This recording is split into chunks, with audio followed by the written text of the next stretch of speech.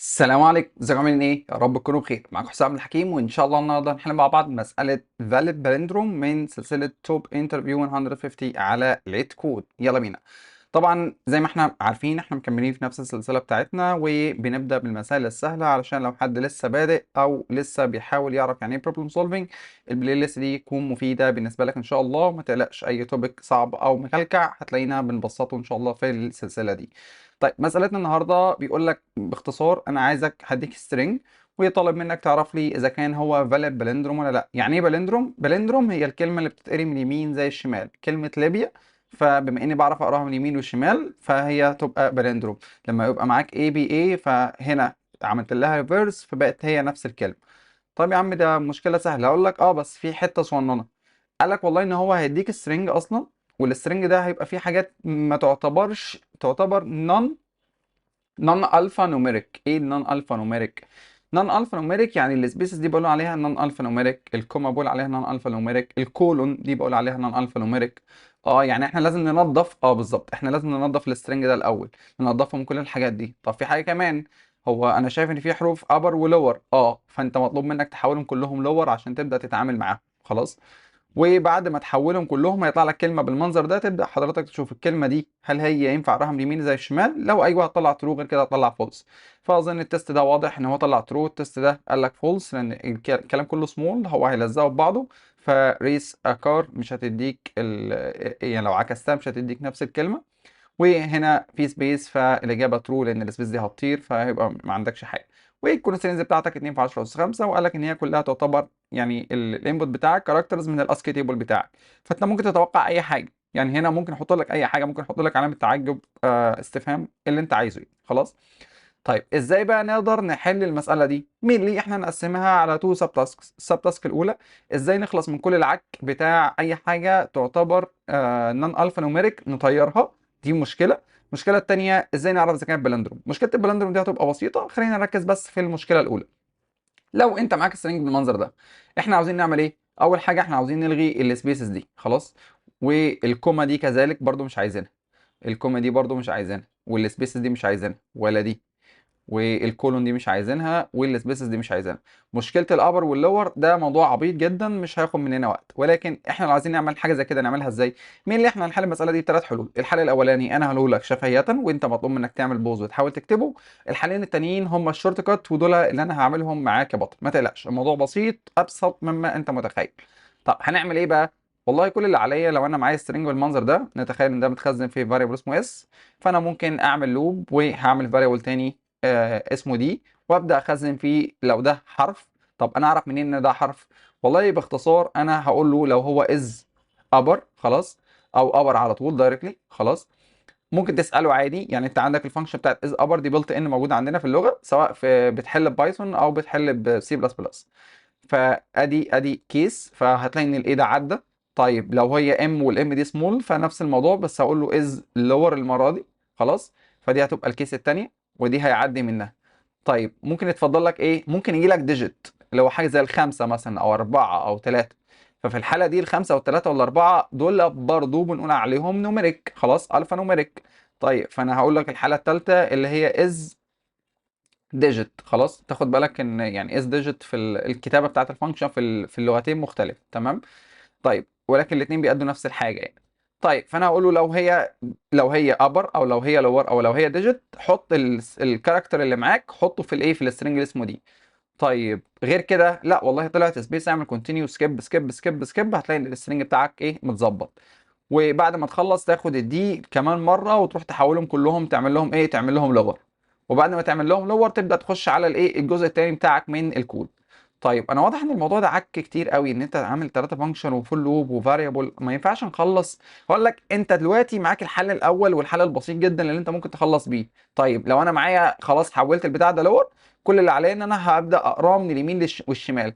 او ممكن تعمل اتنين بوينتر، واحد هنا واحد هنا، وما تخضش من كلمه بوينتر، يعني عرف فاريبل اسمه اي وعرف هنا فاريبل اسمه جي، وطالما الاي بيساوي الجي حرك الاي كده وحرك الجي كده. لو في مره الاي ما كانش بيساوي الجي از كاركتر خلاص، دول اندسيز، لو ده مش بيساوي ده ريتيرن فولس، ويبقى مشكلتك كده اتحلت حرفيا. ولكن الكلام ده هياخد منك وقت طويل قوي عشان تعمله امبلمنتيشن، واحنا بنتعلم النهارده ازاي نسمرايز الكود. وبما ان احنا شغالين بالبايثون هنعرف ازاي ممكن نخلص العاك كده كله في سطرين اتنين بس. ايه ده، في سطرين اتنين؟ اه، في سطرين اتنين ان شاء الله. طيب يا عم هنعمل ايه؟ اولا تعال نشوف العكه بتاعه الفول لوب مع الثلاثه فانكشن دول، ازاي نخلص من الثلاثه فانكشن دول. الثلاثه فانكشن دول ليهم اختصاره كده عندنا في اللغه اللي هي الفا نوميريك. فكل اللي علينا ان انا هقول له از الفا، فهي كلمه نفس كلمه از، وبدل ما هكتب الفا هكتب اي ال خلاص، بدل ما هكمل كلمه الفا هتكتب كلمه ايه، كلمه نم خلاص. فهي از ال نم، هي دي فانكشن بيلت ان بتطلع اذا كانت هي واحده من الثلاثه دول. كده انت ايه، اشتريت دماغك من نص المساله حرفيا خلاص. ففي ثلاثه فانكشنز طاروا. طيب وقصه الفول لوب ممكن نعملها في نفس السطر اللاين عشان ننجز، وكل اللي عليك بس ان انت تخزن الداتا بتاعتك كمان في نفس السترنج بتاعك. فبكده اكون حرفيا حطيت الداتا دي كلها في فاريبل واحد بس اللي هو اداهولك اصلا. وانت بتضيف الداتا قول له بعد اذنك حول الكاركتر اللي معاك اللي اسمه سي، حوله للور. يعني هقول له باختصار خد الايه، خد السترنج بتاعك از لور، او الكاركتر بتاعك بقى المره دي از لور، وضيفه في الفاريبل اللي اسمه اس. تعال نشوف عملي امبلمنتيشن الجزء ده، وبعدها تعالى اقول لك التكنيك التاني اللي برضه هيكون مفيد بالنسبه لك في حاله ان انت بتحاول تفلتر السترنج في اكتر من حاجه، مش بس از لور او از ابر او حتى از الفا نوميريك. جاهز يا بطل؟ يلا بينا. طيب هنعمل ايه؟ والله كل اللي عليا دلوقتي ان انا هاجي هنا اقول له الاس بتاعك ده بيساوي، انا كل اللي انا محتاج اعمله ان انا محتاج الوب على كل سترينج خلاص. بما اني هعمل لوب فانا هقول له لو سمحت اعمل الكاركتر بتاعك سي، او تعالى نعملها واحده واحده كانك هتعمل فور لوب سي ان الاس خلاص كده. طيب انا مالي بقى بالكلام ده كله، انا عايز والله الكاركتر اللي اسمه سي ده اتشيك اذا كان هو الفا نوميريك ولا لا. فانا هقول له اف اذا كان السي ده از الفا نوميريك، فانا هقول له از الفا اي ال، وهقول له بدل ما اكمل كلمه الفا هقول له ايه، كلمه نم خلاص. وهي دي فانكشن بيلت ان موجوده في اللغه.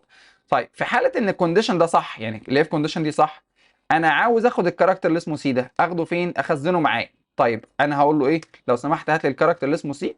وكده حرفيا انت معاك ليست فيها الحروف اللي داخل السترنج اللي اسمه اس، اللي هي بس از الفا. طب حضرتك انت عايز تخزنهم في حاجه، الاس دي بالنسبه لك المفروض ان هي سترنج، واحنا عاوزينهم كسترنج مش عاوزين ناخدهم از ليست بالمنظر ده. كل اللي عليك ان انت هتقول له اعمل جوين للكلام ده، فانكشن اسمها جوين للليست دي. كده انت حولت حرفيا الليسته بتاعتك لسترنج. ممكن ترابل بتاع ده بسترنج، ولكن حبيت اقول لك ايه طريقه تانية، يعني ممكن ايه ترابل بتاع ده فانكشن اس تي ار، ويبقى الموضوع بالنسبه لك برضو ايه شغال زي الفل يعني. بس خلينا برضو نعرف ايه التكنيكس المختلفه. طيب يا عم ماشي كده احنا حولناه، بس في مشكله. انت دلوقتي معاك الحروف جوه لور وابر وديجيت، نعمل ايه؟ والله كل اللي عليك ان انا عايز اقول له بص بدل ما تاخد السي على كده، لا خدها وهي ايه، وهي لور سعادتك. يعني السي دي وهي بتضاف في الليست في الليسته بتاعتك هنا الليست، فانا خدتها از لور. فحرفيا كده انت عملت كل العك اللي انا كنت لسه عامله في السلايد اللي فاتت، عملت كله في سطر واحد. فدي حلاوه الايه، حلاوه البايثون. طيب يا عم الفقره الثانيه قلنا هنعمل ايه، عايزين نتاكد اذا كان البتاع ده بالندروم ولا لا. هنعمل ايه؟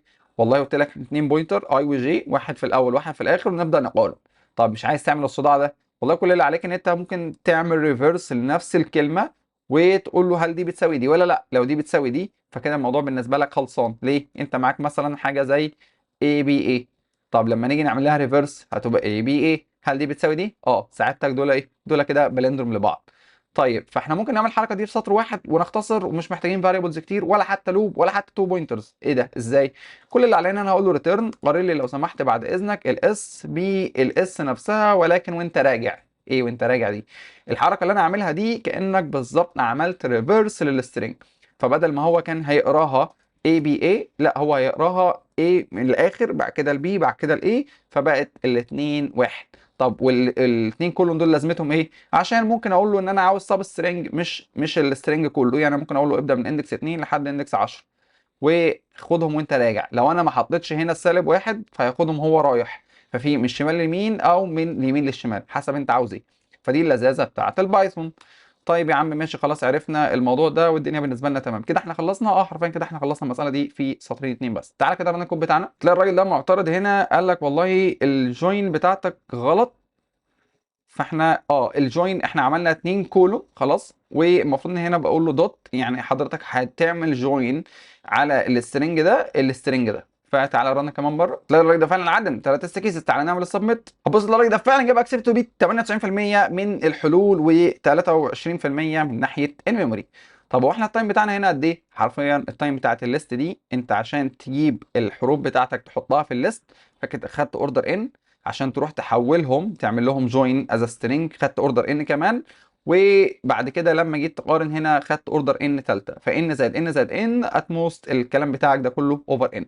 ولكن انا شايف ان الحركه دي هي مكلكعه شويه ومحتاجه تتبسط، صح كده؟ وانا برضو. طيب بما ان حضرتك متفق معايا ان الحركه دي محتاجه تتبسط، ايه الطريقه التانيه اللي ممكن نفلتر بيها سترينج بالمنظر ده؟ انا دلوقتي هعرفك طريقه مشهوره جدا الناس بتستخدمها عشان تفلتر سترينج، مش بس بالبساطه دي، لا ده احيانا بيكون عندك حاجات معينه او سيكونس معينه، وانا مثلا اقول لك انا عاوز الحروف من ال سي كابيتال، ومن اكس الواي سمول مثلا، وعاوز الارقام اللي موجوده من 5 ل 7. طبعا انت هتقعد تعمل اف كونديشنز للصبح عشان ايه تعمل حاجه بالمنظر ده. ولكن الحمد لله ان احنا عندنا كمان حاجه اسمها ريجولار اكسبريشن، او اختصار ليها بنسميها ريجكس. والريجكس هي تول باورفول جدا ان هي تساعدك ان انت تفلتر اي سترينج بسرعه رهيبه جدا. كل اللي عليك ان انت بس بتعرف الباترن اللي انت عايز تشتغل عليه، وتبقى مهمتك انتهت. فانا بدل ما كنت هعمل كل العك ده، كل اللي عليا ان انا هاجي هنا هقول له لو سمحت الاس بتاعك عباره عن، لو انا عايز استخدم الريجكس فانا بقول له ار اي اختصارا لريجكس، وهقول له خد سب فانكشن اسمها سب. والفانكشن دي بتاخد مين لي 3 حاجات. اول حاجه المفروض بتناديها الفانكشن دي، بتدي له الباترن بتاعك، والباترن بتاعك بتحطه ما بين الليست اللي انت عاوز تشتغل عليها. فانا عايز اقول له لو سمحت انا بس عاوز افلتر الحاجات اللي فيها سبيسز، والحاجات اللي فيها كولون، والحاجات اللي فيها كوما، ومش عارف علامة استفهام واي حاجة تانية. طب ما هو الموضوع كده بقى مكلكع قوي. يعني انا عايز اقول له شيل علامات الاستفهام، شيل العلامة التعجب، شيل الاند، شيل اللي مش عارف السبيس، شيل شيل شيل شيل. انا ما اعرفش اعدهم. طب ما تعكس الابروتش، يعني ايه؟ شوف ايه اللي انت عاوزه وخليه. سهلة دي. والله انا عاوز الحروف من A small ل Z small، وعايز الحروف من A capital ل Z capital، وعايز الارقام من 0 ل 9. كده انت خلصت. طب دول اللي انت عايزهم، بس انت بتقول للراجل ده في اول مكان هنا بياخد اللي هيفلترهم. ازاي نعمل نوت؟ ازاي ننفي الشرط ده؟ والله كل اللي عليك ان انت هتحط هنا علامة النوت. كده كأني حرفيا نفيت كل اللي فات. فانا بقول له لو سمحت اي حاجة تلاقيها ما عدا دول طيرها، امسحها، فلترها، شيلها من على وش الارض. حلو الكلام. طب هيشيلها ويحط مكانها ايه؟ والله مش عايزك تحط مكانها حاجه، خلاص سيبها لي كده، ايه سيبها لي ابيض يا عم، خلاص. طيب الحاله الثالثه، والله هنا عايز اديله السترنج بتاعي. فين السترنج بتاعي اللي اسمه اس؟ خلاص ده السترنج اللي انا هشتغل عليه. ولكن خليني اقول لك معلومه بالمره، هو انت عاوز الداتا بتاعتك هنا مش تكون كلها لور؟ طب ما تحولها لور وانت بتديها له، وبالمره هتوفر حوار من ايه لزد كابيتال دي، هتروح شايلها من هنا. كل اللي عليك ان انت هنا وانت بتدي له الداتا بتاعتك قول له لو سمحت خدها كانها اللور. فانت اشتريت دماغك بالمره، اديت له السترنج وهو كله سمول، وقلت له سيب لي بس الحاجات من A ل Z سمول، ومن 0 ل 9. بس كده بس كده. فدلوقتي السطر المكلكع ده بقى هو السطر البسيط ده. تعال خلينا نكومنت السطر ده، وتعالى ران الكود بتاعنا كمان مره، هتلاقي ان الراجل ده فعلا عدى من 3 كيسز. تعال نعمل السبميت، هتبص تلاقي الراجل ده فعلا جاب اكسبت تو بيت برضه 98%، وبيت 19% من ناحيه ميموري. سيبك منه عشان هو شكله بيخرف النهارده في الميموري. ولكن هيفضل التايم بتاعك هو التايم بتاع لينس السترنج بتاعك اللي انت لفيت عليه. اللهم الا بس واحنا بنحول هنا خدنا اوردر ان زياده، وهنا عشان نحول او نعمل كونفرت او نعمل تريسنج للسترنج بتاعك وتبدل كل الحروف، فالريجكس بتاعك لازم هتلف على السترنج، فهي بالنسبه لك هتكون اوردر ان، والريفرس بالنسبه لك ثابته. وبكده نكون فعليا وصلنا لنهايه الفيديو بتاعنا. اتمنى لو الفيديو عجبك ان شاء الله كنت شير، واكيد طبعا سبسكرايب الجميل. ولو عندك حلول تانيه يا ريت تسيبها لنا تحت في الكومنتس عشان نتعلم منها. شكرا، اشوفك في فيديو جديد. سلام عليكم.